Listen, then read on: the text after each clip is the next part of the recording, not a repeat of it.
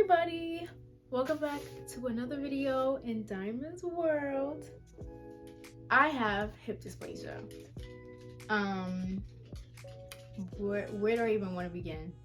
So I was formally diagnosed with hip dysplasia in February 2022, but I started having like daily symptoms of it August 2021. I'm not a doctor. I am not a medical professional in any way. I am only speaking from my experience with hip dysplasia, how it has been explained to me by my doctor, and how it's affecting my body. The type of hip dysplasia I'm experiencing is my hip pocket developed a little too shallow for the hip ball. So in a normal hip, things kind of fit properly, but in my hip, it doesn't. I don't know how to make it more shallow, something like that, I guess. And so as I'm like walking and moving, my hip ball is like grinding along the labrum and other soft tissues in my hip that is not supposed to be touching. And the theory is that, you know, over time, especially with all my dancing, this caused the tear.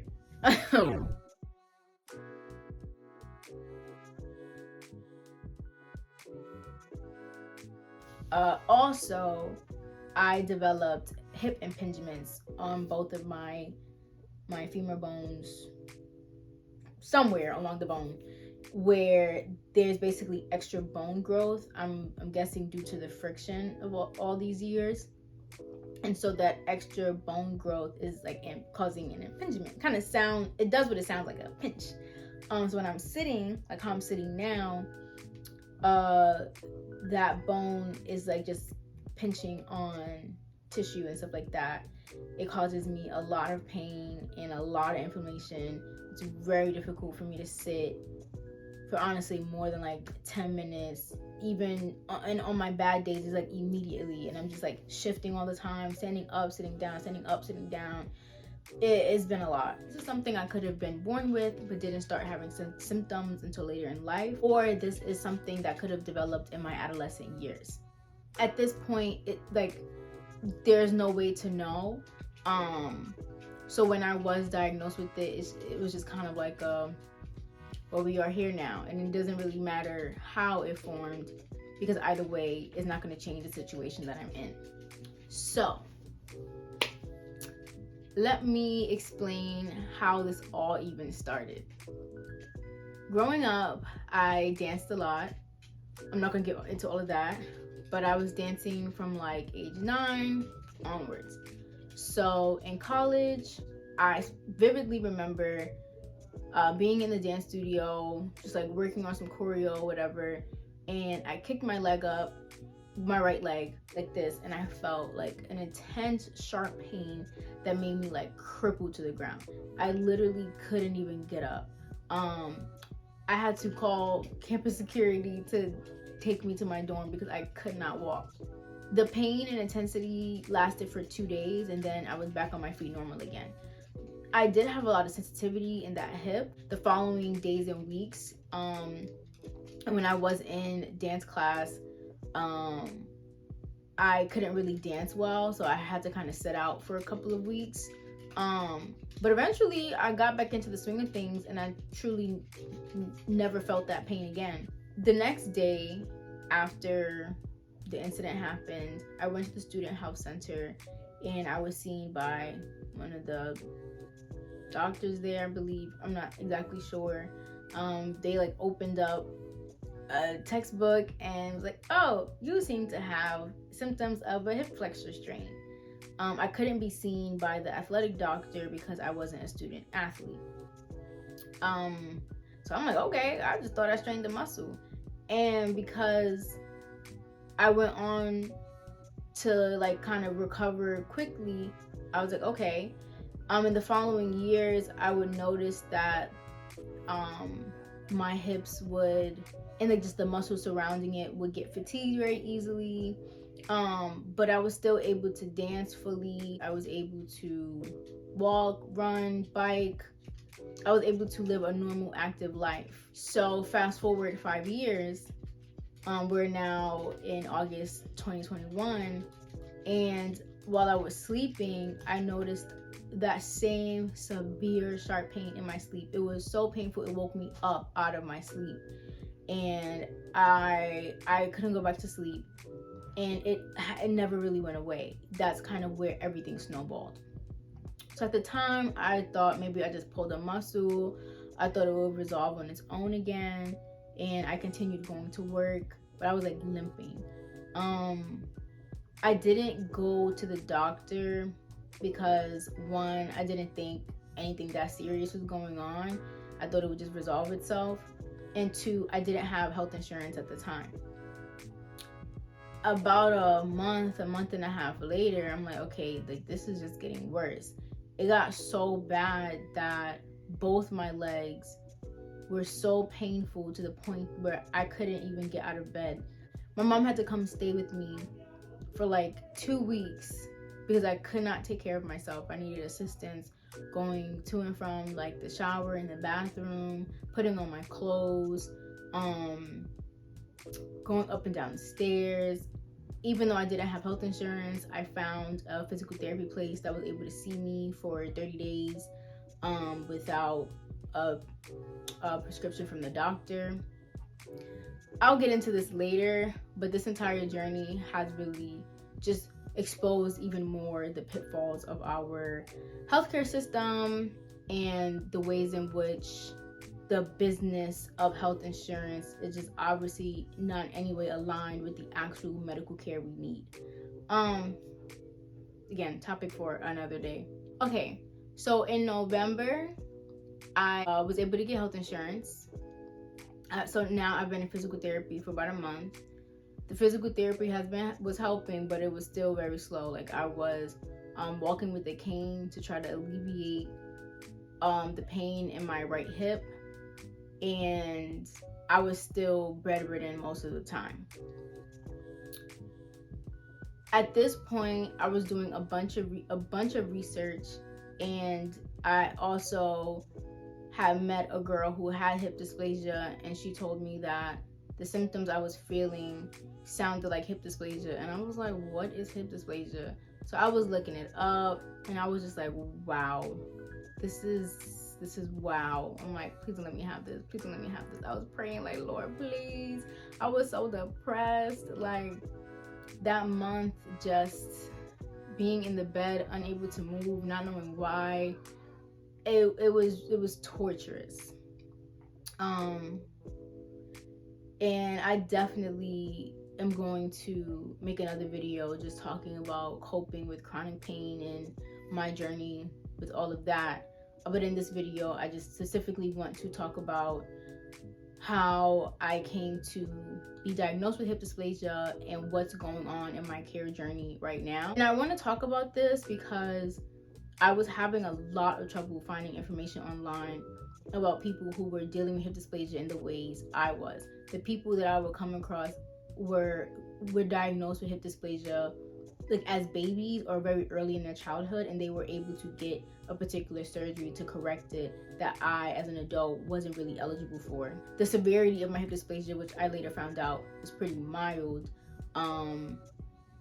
so that also made me ineligible for the only surgery that I know that exists to correct this joint deformity.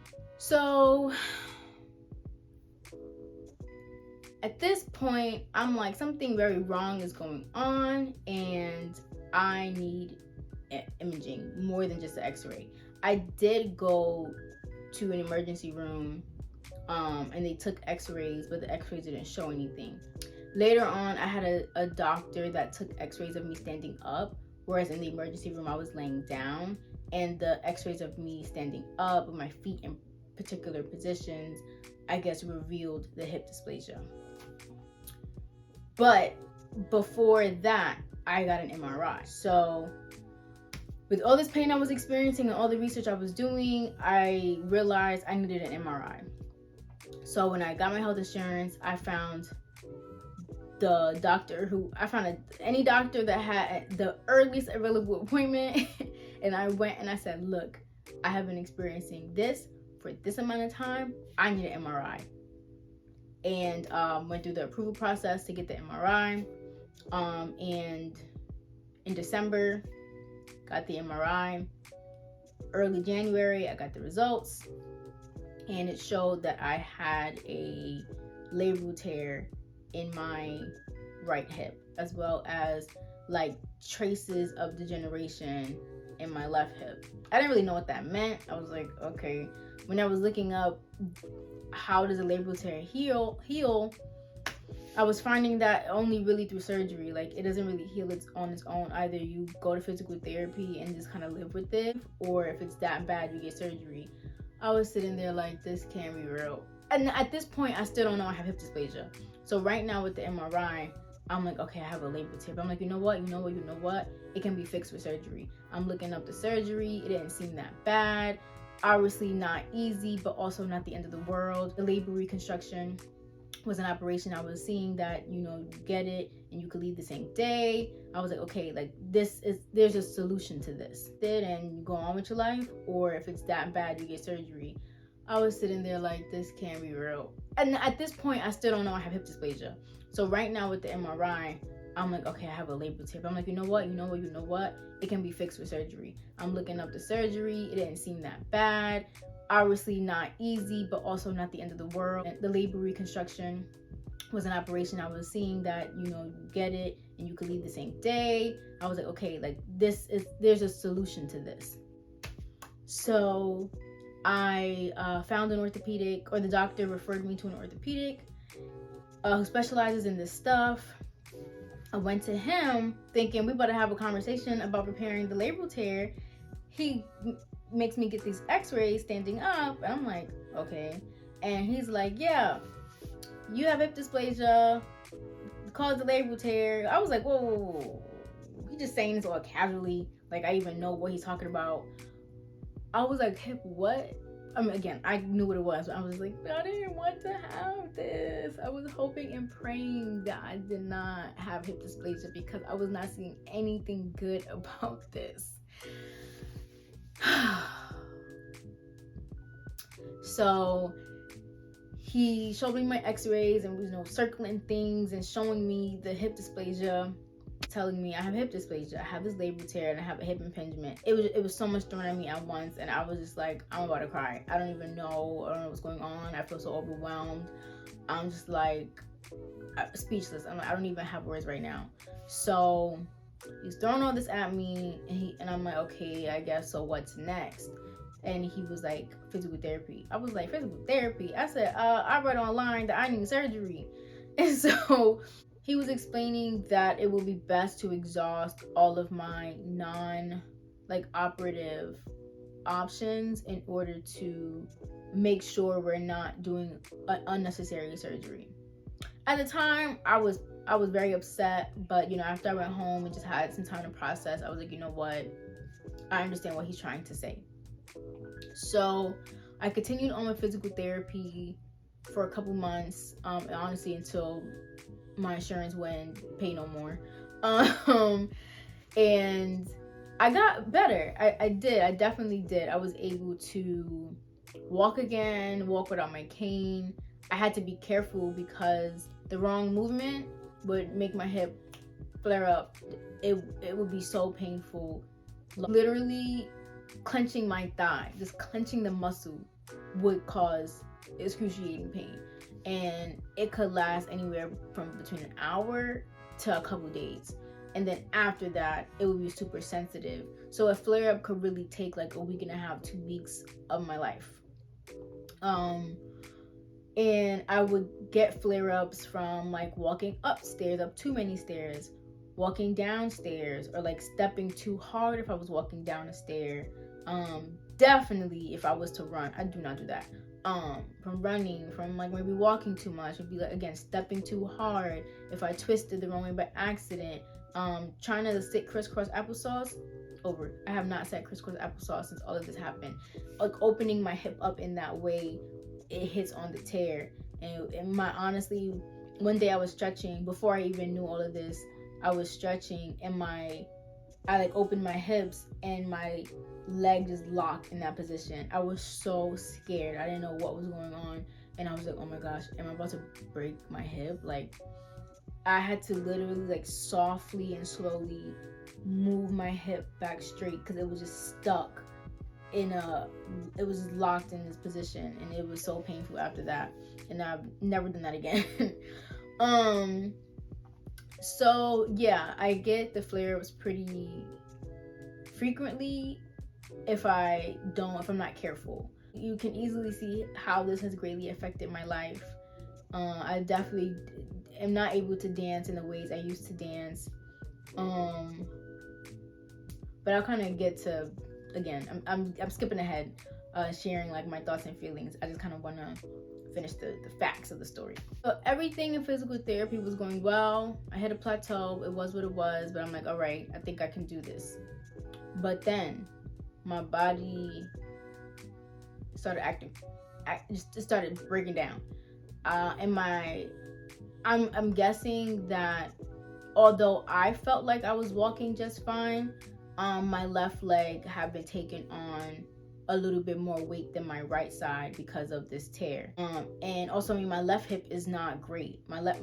The doctor told me the dysplasia in my left hip is actually a bit worse than in my right hip. So now my left hip is also messed up and it's taking on more weight than my right hip, just my entire left side. So I want to say, a couple months after I finished physical therapy, I'm living my life, having a great summer, thinking everything's fine, just learning how to live with this.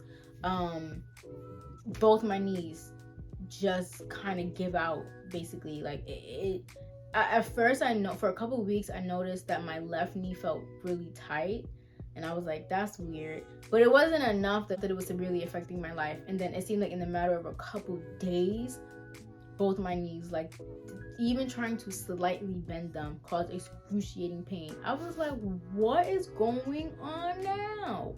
Went back to orthopedic. He was like, I have something, what was it called? Patellar femoral syndrome, something like that. I'll write it down somewhere. That's like an umbrella term to just say pain in the knee. And I went back to physical therapy for that. And I also got an MRI for my knees, and my knees didn't show any structural issues at all. So basically what was going on, again, as theorized, because a lot of these are theories, is that my knees, have been taking on a lot more weight than, they're designed to do, because my hips are not functioning properly. And it was just causing a lot of tightness and inflammation in my muscles surrounding my knees. So in physical therapy, I worked a lot on strengthening my quads and hamstrings, and stretching them. And I have to keep up with those workouts because my knees are still sensitive. My knees are not 100%. I can't fully bend down all the way without some pain. I cannot, if I'm sitting down in like a deep squat, I need support to get back up because it still really hurts. I'm still kind of building that muscle up, getting the inflammation down, getting the tightness, getting my muscles loosened up. Even like walking upstairs, I would still feel like a popping in my left knee. It doesn't hurt, but it just goes to show that the muscle is tight. And then later, I started to, I basically developed a shin split also in my left leg. Again, due to now my hip not working properly, my knees are acting up, my left leg still taking on more weight than my right leg, and my shin was like, girl, I'm done. Like, y'all, you doing a lot. And then, yeah, I was just like, oh God. So when I was diagnosed with the shin split, I was like, right, no, something gotta be done. Like, I was like, even though I am not able to get surgery for the hip dysplasia, I would really like to discuss with my orthopedic getting the labral tear reconstructed and just keeping my movements conservative and managing that. Especially since he was saying that my case of hip dysplasia is mild. I'm like, I also getting the bone shape down from the hip impingement. I'm like, I can't live like this. I think a little bit earlier I explained a bit why I couldn't get the surgery, but let me just re-explain. Basically, the surgery that exists is called like a PAO. I cannot pronounce it, so if you really want to know, you can look it up. Maybe I'll write it somewhere too. Basically what they do is cut into your pelvis around your hip socket and try to readjust your hip socket to better fit the ball. They cannot make your hip sockets deeper. Like when it develops. So they're just trying to give it the best fit possible, so it's not grinding so badly against stuff it's supposed to grind against, and to try to preserve the integrity of the hip joint for as long as possible. So they cut out into the hip socket and then hold it in place with screws. But it's a major surgery, and the recovery process is like almost a year. But I was sitting here like, I'm in so much pain and my life has been just turned upside down. Like, I am constantly sad because not only am I in pain every day, I can't walk comfortably, can't sleep comfortably, can't sit comfortably, can't do anything comfortably. But on top of that, I also can't even do the things that provide me stress relief and do the things that make me happy because of this. And it has taken such a physical and mental and emotional toll on my body and my spirit. And I was like, being down and out for a year, or it would honestly probably be 3 years 3 years total, for one for each hip. I was like, I'm ready, I'm willing, I don't care. So I went to talk to multiple orthopedics about it, and they all kind of said the same thing, that my situation is not severe enough to warrant such a invasive and major surgery.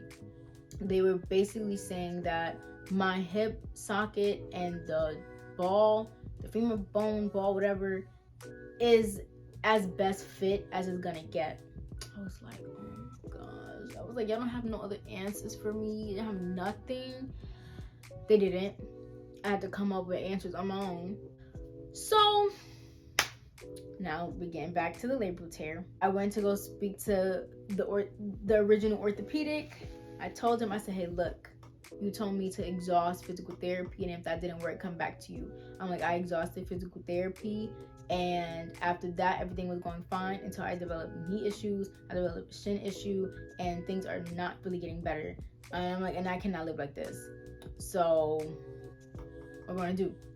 And to my surprise, he was open to the labral tear surgery. He was like, okay, well, let's do it. I said, oh, that was easy. I thought I was ready to fight. I thought I was gonna have to fight for my life. I was like, okay. So I'm supposed to be having surgery in like a month and a half. I would like to make another video just more deeply diving into how I have been coping with all of this and how I've been dealing with this, because it is truly day by day. I never would have ever in a million years think that I would like have a physical disability. And obviously nobody ever thinks stuff is gonna happen to them until it happens to them. It's been difficult to just wrap my head around the fact that my life is not the same. That there was Diamond pre hip dysplasia symptoms and Diamond after that. All of this has taken me through many journeys, and I will go a lot more in depth with that in the next video. But for this video, I just wanted to share how I even, like, the symptoms I was feeling and how I even got diagnosed. And if anybody has any questions or wants to know more, I'm more than happy to talk about it. I didn't even know this condition existed to even think of it as something that could be going on for me. So I want to share this journey because I've been meeting so many people with hip dysplasia, whether they had it as a child or and got it corrected or didn't, I'm like, wow, there's a lot more people with hip dysplasia than I thought. But at the same time, I still don't see a lot of content around it. So yeah, I'm just trying to, be in community. If you have hip dysplasia, or if you know somebody suffering with hip dysplasia, I definitely want to be a resource, be a part of increasing the visibility around hip dysplasia and the realness of it. So yeah, I'm gonna stop right there before I keep on going. If you made it to the end of this video, thank you for listening to the first video of this journey. I hope there will be many more videos to come. Hope you stay with me along the ride, and yeah, we'll see what happens. Bye.